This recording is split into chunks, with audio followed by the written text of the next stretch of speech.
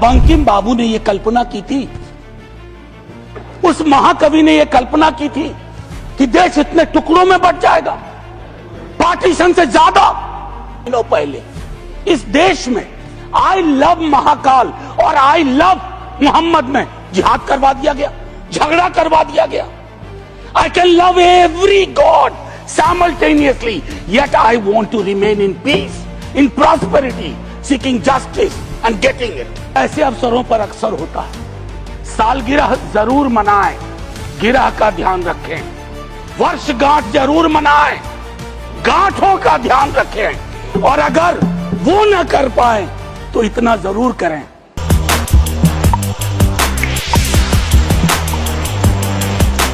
जिन किसी ने इस पर चर्चा की कोशिश, शुरुआत की, इस आइडिया को भी सलाम प्रणाम।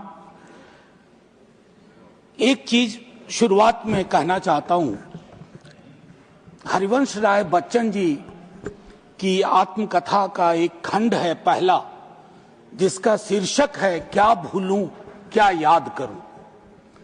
तो मेरे लिए यह अवसर 150वीं वर्षगांठ या सालगिरह इस खूबसूरत गीत का एक अवसर भी है आकलन करने का। माननीय वाइस चेयरमैन साहब, यह बिला वजह नहीं है कि वर्षगांठ में एक शब्द है गांठ और सालगिरह में एक शब्द है गिरह। तो ये गिरह और गांठ को समझे बगैर 150वीं साल का उत्सव गान, उत्सव मैं समझता हूं आधा अधूरा होगा, बेईमानी होगी हम सबके बिहाफ पे। मैं क्रमशः कुछ बातें आपके समक्ष रखूंगा, कोशिश करूंगा कि मेरी बातों से किसी को कष्ट ना हो, इसलिए नहीं कि मेरे पास कष्ट पहुंचाने का कारण नहीं है, बल्कि इसलिए कि कष्ट पहुंचाने में ही इस देश की ऊर्जा जा रही है। जिन ओहदेदारों को मलहम लगाना चाहिए वो नमक की बोरी लेके जख्मों पे छिड़कते हैं। तो इस परिपाटी को बंद करने की चेष्टा होनी चाहिए। मुझे स्मरण है कि कई साथियों से जब बात होती है, सत्ता पक्ष के भी हैं, वो भी ऐसा ही विचार रखते हैं। गर्व की बात है कि क्योंकि ये गीत हमारी सांस्कृतिक और भावनात्मक एका पहचान का प्रतीक, बंगाल में लिखा गया लेकिन सरहद पार कर गया। सिर्फ इसलिए नहीं कि इसके बोल बहुत अच्छे थे, इस गीत के स्पिरिट को देखिए। इस गीत का स्पिरिट बंगाल से पंजाब पहुंचता है, जहां इसको जानने वाले लोग नहीं थे, इसके शब्दार्थ को, भावार्थ को समझ रहे थे। इसलिए मैं कह रहा हूं कि विविधताओं के बावजूद बहुलवादी संस्कृति इस देश का हिस्सा रही है। हम ऐसे ही पले बढ़े हैं। कोई नुक्कड़, कोई गली, कोई गांव नहीं है जहां हमने हिंदू, मुसलमान, सिख, ईसाई, नास्तिक ना देखे हों। आजादी की लड़ाई में सबका योगदान, हिंदू, मुसलमान, सिख, ईसाई और नास्तिक भी। अपने जीवन के एक बड़े हिस्से में मैं भी नास्तिक, जब मैंने भगत सिंह को पढ़ा, मैं नास्तिक क्यों, तो मुझे गर्व होता था कि भगत सिंह वाली परंपरा। एक चीज मैं इससे पहले कि कहूं, एक महत्वपूर्ण चीज कहना चाहता हूं। मैं इस सदन में जितनी बार बोला हूं, नेहरू जी जरूर यहां चर्चा में आते हैं। जवाहरलाल नेहरू सर, मैं कांग्रेस का नहीं हूं, लेकिन अपने को नेहरूवादी मानता हूं, गांधीवादी मानता हूं, अंबेडकरवादी मानता हूं, और परस्पर विरोध नहीं है। इनका तब के वक्त में विरोध था, लेकिन मैं आज कह रहा हूं, अगर कोई ऐसी व्यवस्था हो कि ये पृथ्वी पे आएंगे ना, तो एक मोर्चा बना लेंगे एक साथ मिलकर। आज की हकीकत के संदर्भ में मैं क्यों कह रहा हूं, एक छोटी चिट्ठी, आजकल चिट्ठियां पढ़ी जा रही हैं सर, लेकिन चिट्ठियां पढ़ने में लोग थोड़ी बेईमानी कर रहे हैं। सेमी कोलन के बाद का हिस्सा पढ़ते हैं, पूरा पत्र नहीं पढ़ते हैं। अमृता शेरगिल जी जवाहरलाल नेहरू जी को लिख रही हैं, यह है नवंबर 6, 1937। सर गौर कीजिएगा, बहुत प्यारी खूबसूरत चिट्ठी है।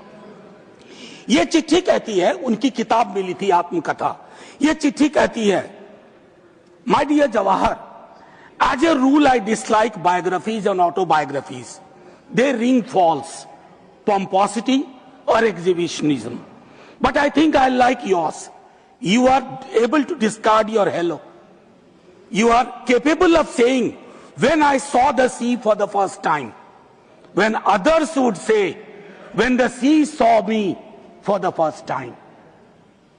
सर, आजकल ऐसे लोग बहुत तरक्की कर रहे हैं जो ये कहते हैं कि समंदर ने आज मुझको पहली बार देखा, ये नहीं कि मैंने समंदर को पहली बार देखा।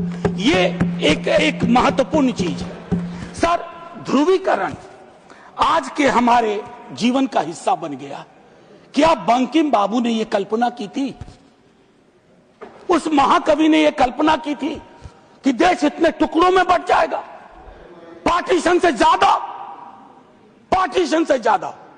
अभी मैंने देखा चंद महीनों पहले इस देश में आई लव महाकाल और आई लव मोहम्मद में जिहाद करवा दिया गया, झगड़ा करवा दिया गया।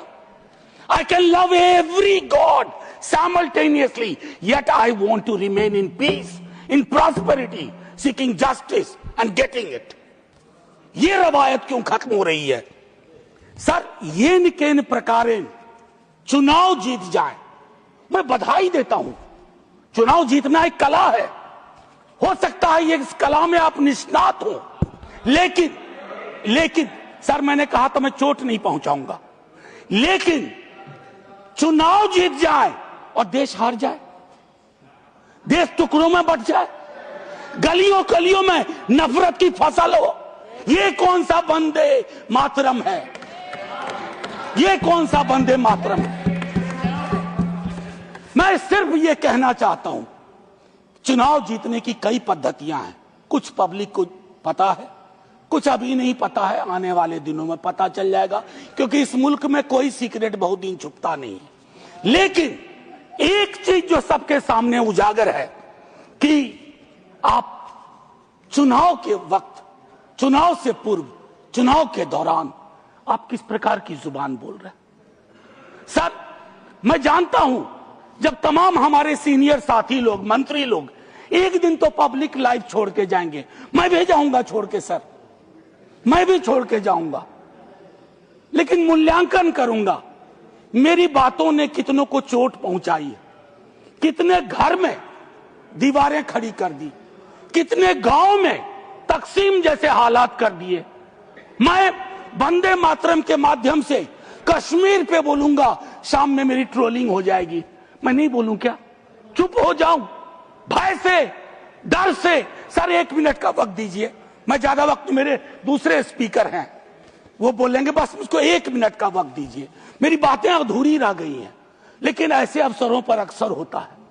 सालगिरह जरूर मनाएं, गिरह का ध्यान रखें, वर्षगांठ जरूर मनाएं, गांठों का ध्यान रखें, और अगर वो न कर पाए तो इतना जरूर करें, इन महापुरुषों को, इनकी रचना को अपनी राजनीति का अवसर न बनाए, औजार न बनाए। और एक आखिरी टिप्पणी करूंगा, पहले भी कह चुका हूं, सर, इस सदन में पक्ष विपक्ष दोनों तरफ महापुरुषों को याद करने वाले लोग हैं। सर, 30 सेकंड और दे दीजिए, न जाने उस कुर्सी में क्या है जो बैठता है, जो बैठते हैं। सर, बस 30 सेकंड दे दीजिए, मैं 30 सेकंड मांग रहा हूं। प्लीज, मैं सिर्फ इतना कहना चाहता हूं, मैंने पहले भी कहा, प्रधानमंत्री जी को एक्चुअली बीजेपी के लोगों को नेहरू का धन्यवाद करना चाहिए। वो पॉलिटिकल लाइफ जैकेट की तरह इस्तेमाल किए जाते हैं। Nehru ji political life jacket. इसलिए कल सदन में एक नेता ने कहा, मैं आज यहां दोहराता हूं, एक दिन तय करिए और तय करिए कि मुकदमा हो। आप भी जिरह करिए, हम भी जिरह करें। मैं इतिहास का छात्र हूं, दिल्ली आया था एमए हिस्ट्री करने, धारा थोड़ी बदल गई, लेकिन आज भी इतिहास को संदर्भ में देखता हूं। 1937, 1905, 1915 की बातें पढ़ूंगा तो पूरा पैराग्राफ पढ़ूंगा, सेमीकोलन के बाद नहीं पढ़ूंगा। और मेरा इतिहास बोध 14 से पहले का है, 14 के बाद का नहीं है। जय हिंद, वंदे वंदे। Thank you, Dr. M. Thambidurai ji.